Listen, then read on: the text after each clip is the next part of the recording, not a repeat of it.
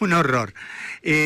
Facundo, decime, a ver, ¿qué perciben ustedes como técnicos de esto, como especialistas de esto, que motiva esta casi te diría que crueldad manifiesta que tiene el presidente para con los jubilados? Bueno, en realidad esto no es algo nuevo. No. Todas las derechas han ido contra los jubilados. De Onganía para acá, siempre la derecha ha metido la mano en la caja de los jubilados y lo vivimos hace no mucho en el gobierno de Macri. Así es. Pero lo vivimos de una manera también terrible, porque la represión de fines de 2017 fue una de las represiones más sangrientas que yo vi en mi vida, en serio te lo digo, ¿eh?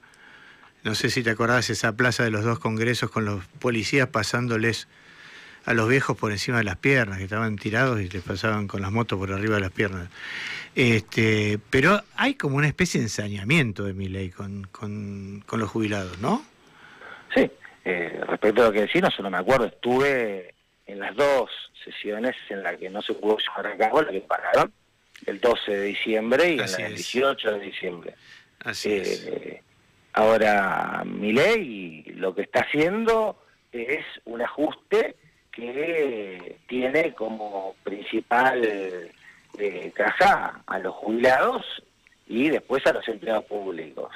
Pero con los jubilados se ha ensañado de una manera abismal, porque no solo tiene que ver con recortar las prestaciones, sino con recortarle todo lo que es el salario indirecto. Claro, ¿no? Claro, naturalmente. Y decime una cosa, ustedes, cuando yo digo ustedes, supongo, no quiero personalizarlo en vos, porque debe haber un equipo que piensa, vos debes tener un equipo que está pensando en estas cosas, ¿verdad?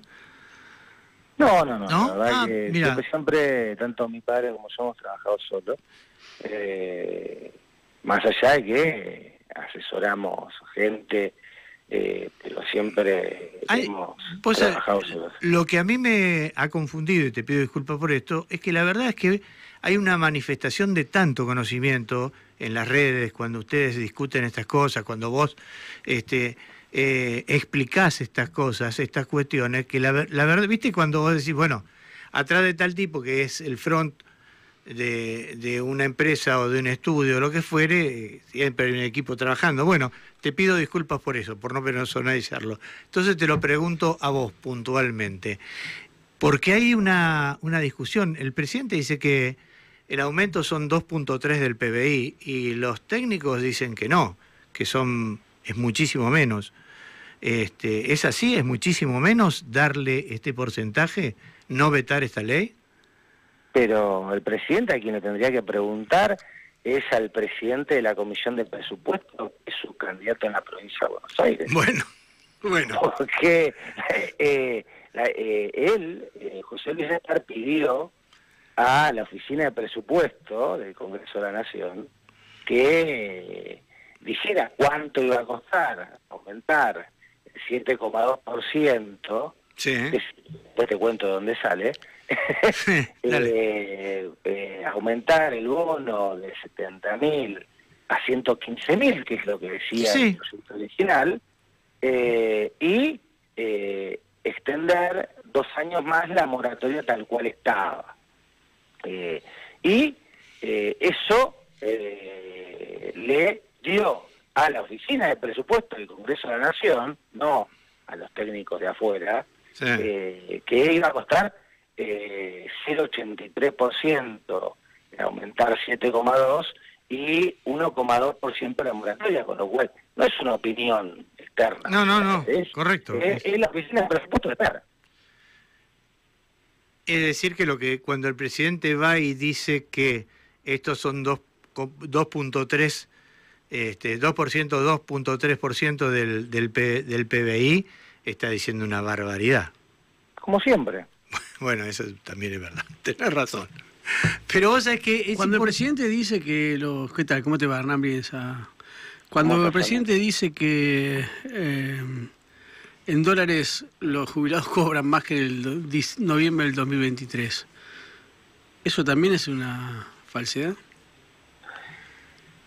Y si vos sacás la cuenta cuánto costaba el dólar en ese momento y cuánto cuesta el dólar ahora, a hoy vas a ver que cobra menos en dólares. Lo que pasa es que si vos tomás el dólar blue de diciembre de 2023, que se había ido a 1.300, y después tomás el mismo dólar de cuando el presidente lo dijo, que estaba a 1.100. a 1.100 y pico, y las jubilaciones aumentaron algo. Pero lo que vos tenés que tomar es el poder adquisitivo de la gente. Claro. Yo te digo, en diciembre de 2015, que teníamos la jubilación mínima más alta de la región, una jubilación mínima era de $455. Comparámelo con eso. No, claro. Claro. Y me dijiste, ahora te voy a decir de dónde sale, te referías... ¿De dónde sale 7,2? En realidad, Claro. no sé si ustedes se acuerdan, el primer veto del presidente al aumento a los jubilados fue un aumento del 8,2, porque se viene diciendo en los medios que este aumento tiene que ver con la diferencia de enero de este año. No es cierto. Este 7,2 es el 8,2 que se dio por la diferencia de diciembre de 2023. Ajá. Que tampoco era 8,2. No, claro. Era lo que se pudo acordar en la Cámara de Diputados. Era lo posible. Así es. Pero la realidad... Es que era mucho más, en realidad. era Hubiera sido mucho más, para llegar al 20% que había que llegar era más. Era arriba del 12. Claro. Se llegó al 8,2, entonces ahora le quisieron dar lo que habían perdido en diciembre de 2023. Eso es lo que le están negando, pero no se lo están dando retroactivo. No, se lo están negando para adelante. Qué bárbaro, ¿no? Digo, es decir, que le han comido durante 16 meses esto que además ahora le vetan. Claro. Entonces, ahí está de dónde hizo el ajuste Milei. Claro. Bueno, no es solamente ese lugar, pero de todas maneras yo siento, además de la canallada, porque uno siempre, bueno, yo pienso además ya como un viejo, comprenderás, pero digo, esa, ¿cómo te podría decir? Esa suerte de obsesión, digo, ¿no? Con el sector de los jubilados, con el sector digamos, el sector más débil de la sociedad, sin duda el sector más débil de la sociedad. Y no entiendo por qué, digo, no sé a qué atribuirlo. Sin embargo, también pienso muchas veces que esto tiene un origen mundial, ¿no? La anterior presidenta del Fondo Monetario Internacional, esa señora de la que teníamos que enamorarnos, decía que los viejos eran un costo muy alto para la economía mundial, ¿no? Sí, pero yo te voy a contar una anécdota que vivió mi padre en los años 90. Cuando nosotros entramos en el consenso de Washington y vienen a vendernos que lo mejor que podía pasar es que tuviéramos las jubilaciones privadas, como va a suceder. Si esto sigue así, ganan las elecciones y volvemos al sistema de capitalización individual, viene el hermano de Piñera, Sí. que fue presidente en Chile, Sí. a vender que era lo mejor que podíamos hacer, tener el sistema privado de Piñera Chile, porque son los dueños del sistema privado de los Piñera en Chile. Claro, sí. Entonces mi papá, que era asesor en Cámara de Diputados, le pregunta, y dígame, si es tan bueno lo que nos vienen a vender los gringos, ¿por qué en Estados Unidos no existe? Claro. Porque esa es la realidad. Claro. A nosotros nos venden cosas que son fantásticas para el tercer mundo, pero ellos no lo ponen. No, claro. No, porque además son fantásticas para que ellos capitalicen, no para que capitalice el que debería recibir la jubilación. Vigi había armado ese sistema en Chile, ¿no? El de las AFP, ¿era? Siguen siendo las AFP. Ah, ¿siguen siendo? Bueno, Claro. pero tenía una particularidad. Había, yo no me acuerdo bien, pero había 1.200.000 jubilados en Chile, una cosa por el estilo. Nosotros ya teníamos... Lo que pasa es que los únicos que hablamos de jubilaciones somos los argentinos y los uruguayos. Claro. El resto, Son de América pensiones. Latina, Europa, habla de pensiones. Pensiones Pensiones por jubilación, pensiones por viudez, por eso se llaman administradoras de fondos de pensiones. Claro. Por eso son AFP. Sí, claro, es así. Son pensiones, es verdad. Y me acuerdo además como si fuera hoy, que hicieron un corte transversal en Chile. Dijeron los que ganan hasta, para decirte una pavada, los que reciben hasta 1.000 pesos te van a seguir adentro del sistema de reparto, todo el resto pasa a las AFP. Trazaron una línea horizontal y los mandaron directamente. Acá por lo menos había una posibilidad de elegir.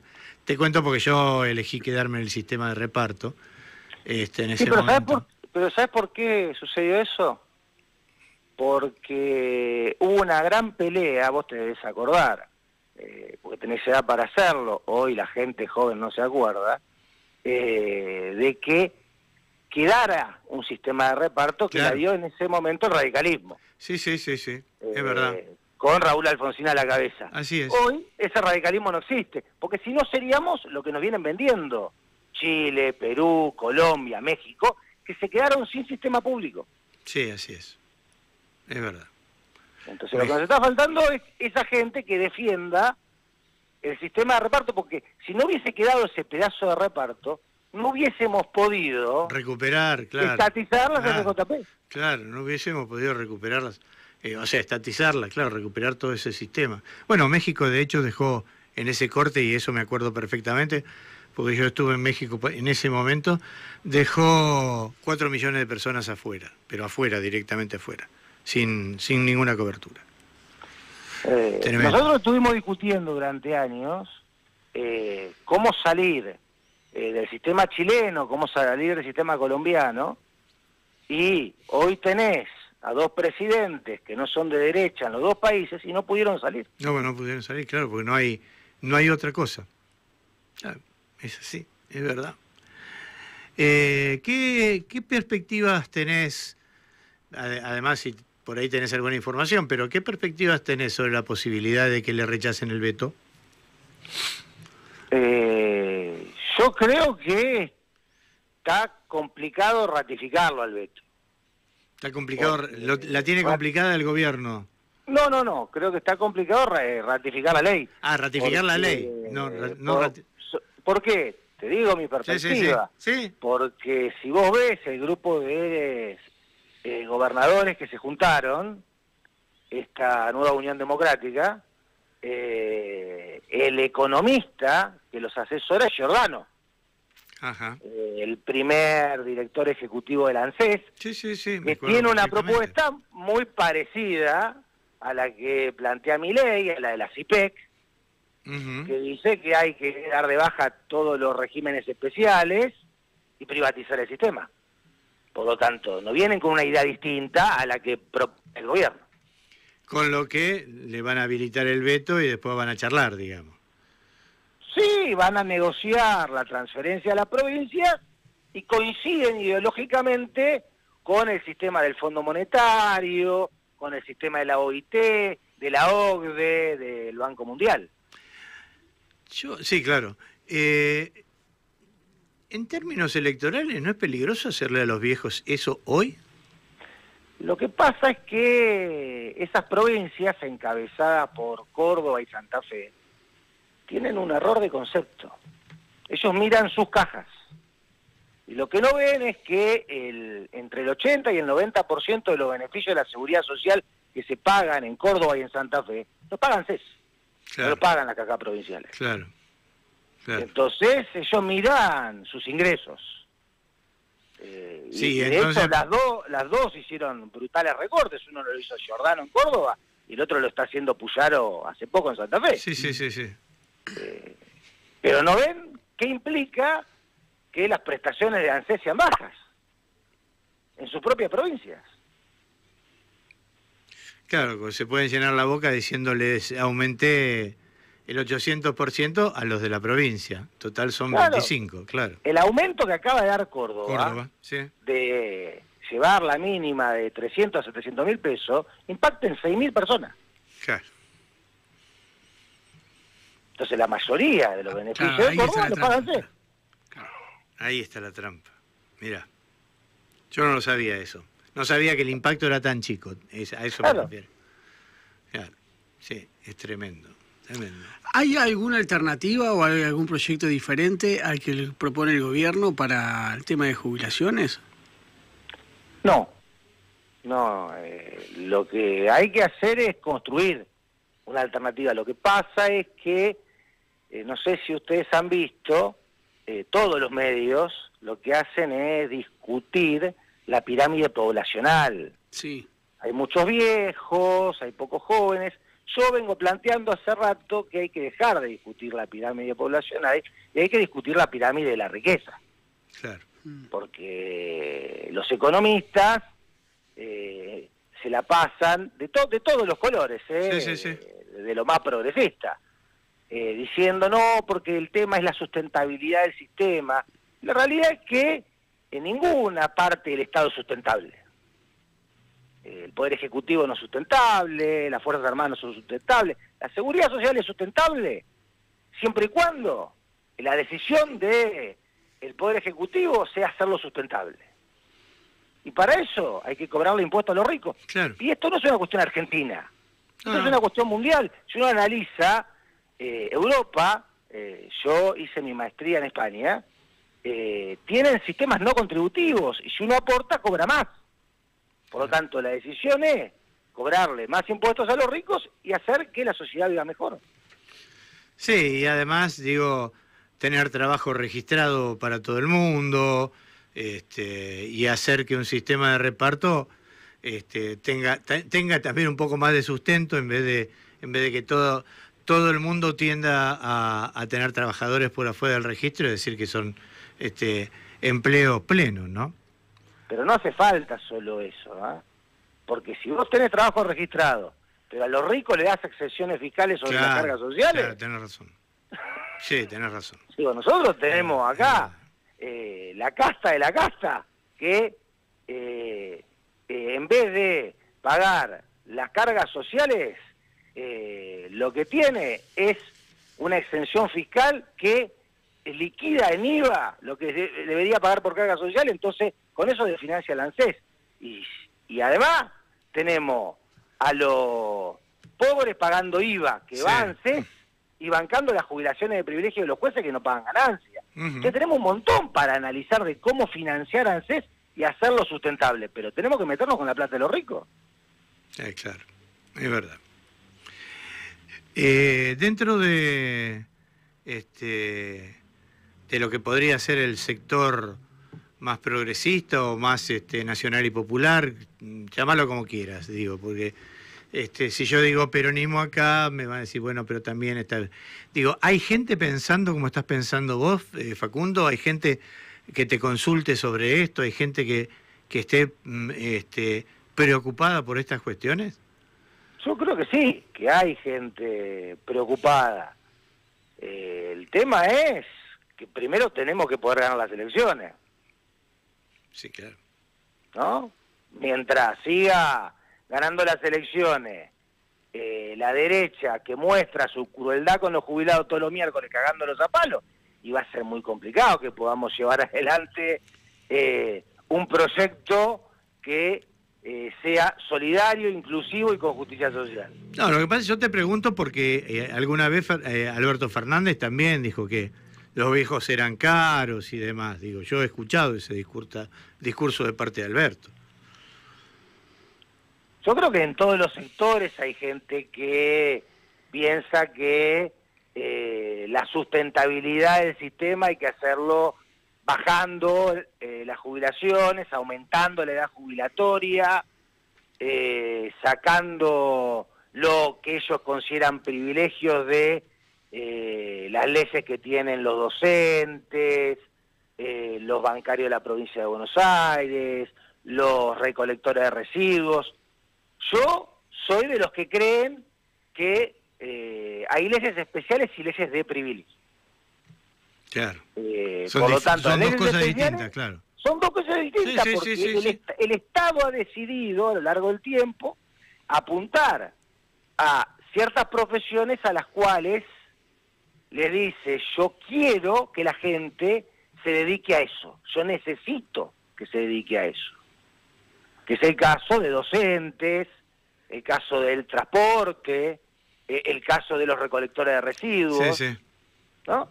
Por lo tanto, que se jubilen antes y con un haber especial, pagando más de jubilación, Así es correcto. Después que nosotros le paguemos lo que le pagamos al Servicio Exterior de la Nación, a presidente y vice, a los jueces, a los obispos y arzobispos, podemos discutirlo. Eso lo vetó en el año 2002 Duhalde, porque eso quedó derogado, claro. pero fue vetado. Ujú. Entonces, no hay que confundir, como hace la CIPEC, que dice que todo es privilegio. No, Incluso bueno. las moratorias son privilegios. Bueno, no, pero la CIPEC lo hace con absoluto, a ver, con absoluta discrecionalidad, o sea, la CIPEC lo hace para confundir, ¿no? Sin duda, no puede establecer lo que son los trabajos diferentes a las leyes, o sea, o las leyes especiales a las leyes de privilegio, ¿no? Los jueces de todas maneras también pagan más, que tienen un plus, ¿no? Hasta donde yo sé. Sí, desde el año 2022. Ah, eso es reciente, eso no lo sabía. Sí, no claro. lo sabía. Ah, no lo sabía. Ah, porque vienen cobrando desde mucho antes, digamos, jubilaciones de privilegio. Los jueces fueron los primeros que tuvieron una ley especial. No sé. Junto con los militares a fines de 1800. A ver, contame un poquito de eso. Y debería buscar la fecha. No, Ahora no importa la fecha. Pero cómo nace, es la ley Montepío. Se crea una caja para militares, Sí. a los cuales se engancha a los ministros de la Corte Suprema a fines de 1800. Después, recién, viene la primer norma de seguridad social de Argentina, que está dentro de la ley 1420, que tiene 2 artículos que les da una pensión no contributiva a los preceptores y subpreceptores. Recién en el año 1904 se crea la primer caja sindical que es de empleados del Estado. Ajá, mira. Pero antes de eso ellos ya tenían su pensión no contributiva, que era el 100% del haber, igual a la que tienen hoy los ministros de la Corte. Qué bárbaro. Y no lo hemos podido torcer, Facundo, así que tampoco pareciera que vamos teniendo mucha esperanza. Yo, nada, te agradezco mucho. La verdad es que uno tiene tantas cosas adentro, pero que no tienen que ver con la técnica, que no tienen que ver con tu conocimiento, que tienen que ver nada más que con el dolor que produce ver que miércoles a miércoles un puñadito de viejos que va a pedir para poder sobrevivir es apaleado, es gaseado, es detenido, es maltratado, son temas que a mí personalmente, vuelvo a decir, probablemente porque estoy muy cerca en términos etarios de esos viejos, me cuestan abordar. Pero nada, te agradezco muchísimo esta charla, de verdad te agradezco muchísimo. Y nada, te pido que sigamos en contacto. Vamos a tener mucho más de qué charlar, seguramente. Cuando quieras. Buenísimo, che. Un abrazo grande, Facundo, gracias. Un abrazo, Chocho. Bueno, Facundo Fernández Pastor, un especialista, su padre, un especialista en temas de jubilaciones, en temas de pensiones. Gente que de verdad está preocupada por los viejos, ¿viste? Gente que de verdad, además de ser estudiosos del tema, gente que de verdad manifiesta una preocupación por los viejos y no una preocupación de plastilina, que es lo que a veces pasa, ¿no? Es interesante lo que dice la diferencia entre Uruguay, Argentina y el resto de Latinoamérica, ¿no? Uh-huh. Como los únicos países que pudieron llevar adelante una política de seguridad social relativamente firme, ¿no? Sí, tiene... Y cómo los adultos mayores o los viejos en otras provincias, en otras provincias de las Provincias Unidas del Río de la Plata o del Sur sufrieron finalmente los estragos de estar condenados o al trabajo perpetuo o al abandono, ¿no? Sí. Pero tiene que ver muchísimo también en cómo se formula el trabajo en esos países, ¿no? A mí siempre me llamó mucho la atención, he tenido la suerte de poder viajar un poco, y siempre lo veo en la actitud de los mozos, ¿no? De la gente que hace, o de la gente que hace el servicio en los hoteles y demás, ¿no? Hay una actitud de servicio casi servil, ¿viste? Hay una cosa de cabeza agachada y las palabras, ¿viste? Cuando vos decís, mozo, mande, te dicen, por ejemplo, ¿no? Sí, sí. En México. En México. Mande. Mande. En Colombia y en Venezuela, a la orden. Sí. Y ahí está la gran diferencia. En México, en Colombia, en Venezuela, en Perú, los mozos te sirven. En Buenos Aires los mozos te atienden. La semántica, sí, claro, de servir y de atender determina de alguna forma también la característica, la diferencia, ¿no? Sí. Digo, si alguien te atiende es porque decide voluntariamente prestarte atención. Si alguien te sirve, está en esa palabra la condición. Vamos a seguir charlando de este tema porque la pelea de los viejos no se va a acabar y notablemente los viejos